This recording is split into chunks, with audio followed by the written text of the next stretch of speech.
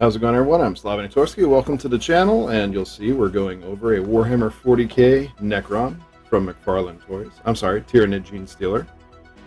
I have a Necron review I'm also going to be doing, so I said Necron by accident. So Tyranid Genestealer, this thing's really cool.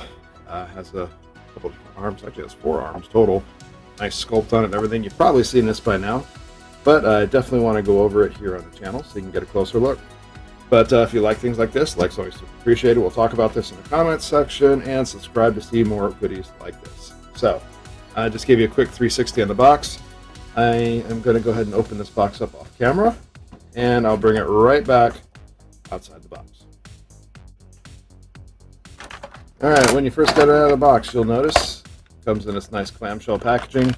Like most McFarlane figures, it does have these little straps, these little plastic holders on there to keep it in there. So scissors are hard to actually cut these, so you're going to want some sort of wire cutters. And don't forget, on the back, the inside of the packaging, you do have a little stand which comes with most of the McFarlane figures. So don't throw that away if you're going to throw away the packaging.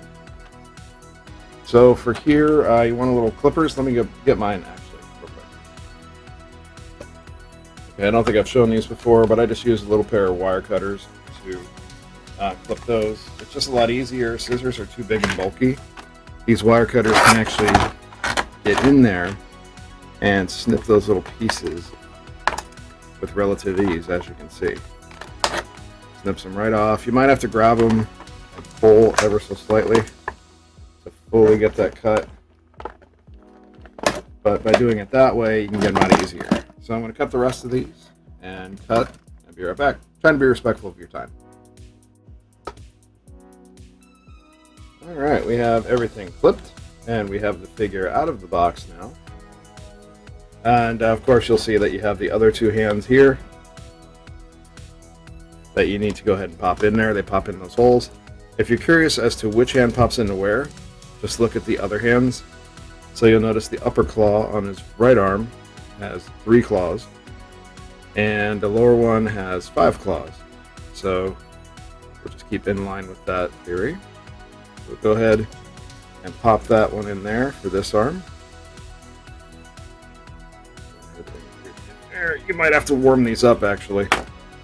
Let me do the actually I won't do that first. Yeah, you see how hard that is? Yeah, you're gonna want to heat these up. So I'm gonna warm this bad boy up. You can use hot water, or you can use a hair dryer to kind of soften them up. And that's going to do it, because if I can't just pop it in like that, I don't want to force it any more than I am, so I don't want to break it. So we'll be right back after I do that. Alright, so they popped right in. I actually did something a little different. I didn't feel like sitting there with a hairdryer or letting this boil. So instead, I played my Xbox for a little bit, my Series X, and I put it down in front of the exhaust, so it warmed up the figure. So that actually worked out pretty well. Got to play some games and heat this up at the same time, and managed to get those arms in there. So let me straighten everything out as straight as it's going to get, and that way you kind of get an idea of articulation here. Alright, where are we? Trying to get everything on the right spot. And make sure I've got the arms the way they need to be. It's still resistant because I put it in there warm. Alright, so here's the figure. You see it's got a pretty good sculpt actually. Looks exactly like you'd expect it to. Some great detail in the eyes and the teeth. Get each individually sculpted teeth there. Head goes all the way around if you need it to. You can get it to go. Hold on. Okay, there's some schmutz on the screen for the camera there. Alright, so yeah, the head goes a little bit back and forth, up and down. The head will kind of rotate back and forth a little bit. Then you can go pretty far out with the arms, actually. So the lower arms will come all the way up, you can go all the way down. Since you have 4 arms on here, it's interesting. The articulation is not what you're used to. So the arms can go pretty far up, They can go pretty far down. You want to rotate them around, and they can go pretty far forward and pretty far back. Like, the articulation on this is actually really good. So you do have a bicep swivel there, but you also have a shoulder swivel, since that's where it plugs in. Bicep swivel is a little harder to move. You have 2 joints on the arms there. So you have a double jointed elbow, and it's kind of ratcheted, so that makes it easy. As far as the hand goes, you do have, again, another kind of ratcheted joint there. Let me make this, there we go. I locked the focus so it stops doing that for you. And the hand will go all the way around. Of course, the arm will rotate all the way around as well. Same on the other upper arm. Next lower arm, same aspect. Rotates around at the elbow. Rotates bicep. Double jointed arm. And you'll see the hand's a little bit different, but you have more ratchets on that hand, so you can move it a bit more. As far as the torso, you get really good forward articulation, so you can have it kind of come down in smaller figures' faces, which is one of the reasons I got this. I think this is going to pair well with Joy Toy Warhammer. You can rotate around, of course, in the middle because you have 2 points of articulation there. As far as the legs, again, they go pretty far, so you can do full splits. Legs can go all the way around. You get a lot of movement there. Let's see. I can't tell if there is another point of articulation on the inside here. I can't really make it. There we go. Okay, yeah. So there is upper thigh articulation there a little bit to make it rotate around. Double knee joint, so you can go pretty far with that. Get some cool action poses. Make it look like it's dancing.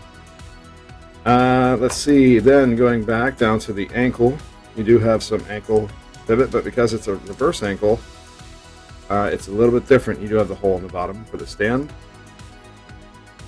That goes all the way around too.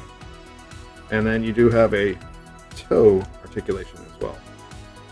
The little tail or stinger here does not articulate. That's just how it is. All right. So go ahead and get the figure up here. Like any brand new figure, it's going to have a little bit of a time getting it to pose how you want it to pose. Biggest thing I could see so far that might be an issue is it has a little bit of trouble standing up. You have to get it weighed down just right. And it likes to either fall backwards or fall forward. See how it's trying? It's just barely standing up. And funny enough, these are a little bit too loose. So I might put some gunk in there to tighten those up. Because those are so loose, it makes it difficult for it to stand up on its own. Because those just start bending automatically. Which is most likely why they give you the stand.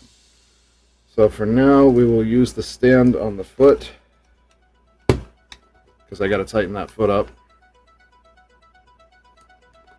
And hopefully that will help him to stand up on its own. There we go. Okay.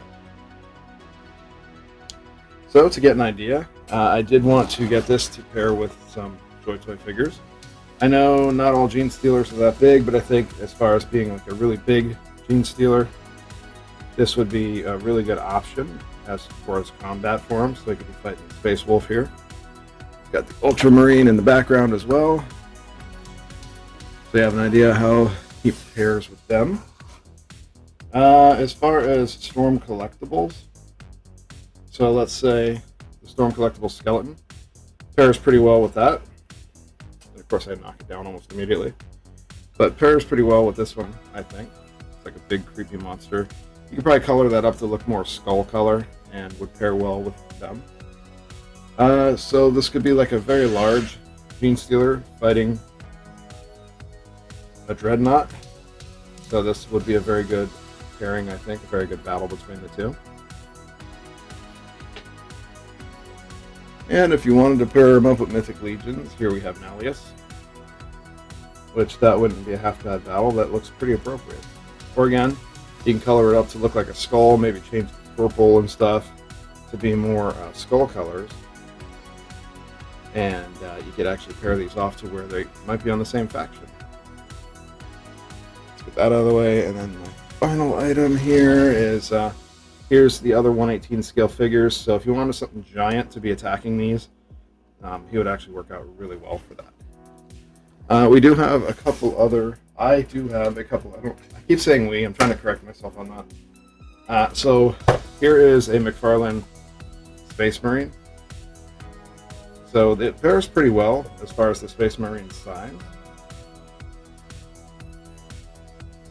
So that's about the normal scaling you would see.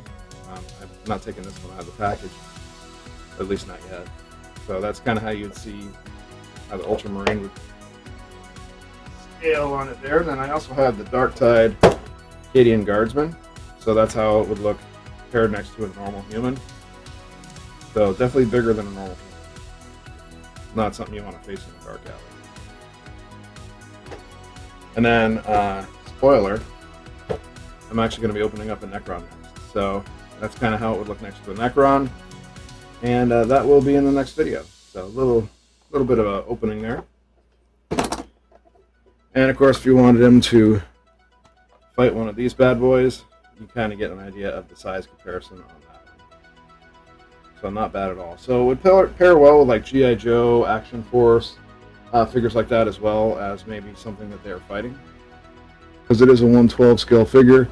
But if you want it to be like a giant figure for 118 scales, something that it's fighting. Thank you so much for taking the time out of your day to watch this video. I hope you enjoyed it and look forward to any future content I have coming. As usual, a like is always super appreciated. Subscribe to the channel to see more videos like this. Share this video with any of your friends or groups that you think may enjoy it. And let's talk down in the comments section. I always enjoy hearing from you. If you would like to interact more with the channel, you can find me at my socials on Instagram, Facebook, and Twitter. I post any contest entries and reference codes for contests I enter on Twitter, so that's another reason to check it out. I also have a TikTok account I created where I upload tease videos for upcoming YouTube videos as well as shorts. I am also getting back into gaming content on the Xbox Series X, and I'm looking to start doing streams again on Twitch, which I'll upload to YouTube later. Thanks again for stopping by, and I hope to see you again next time.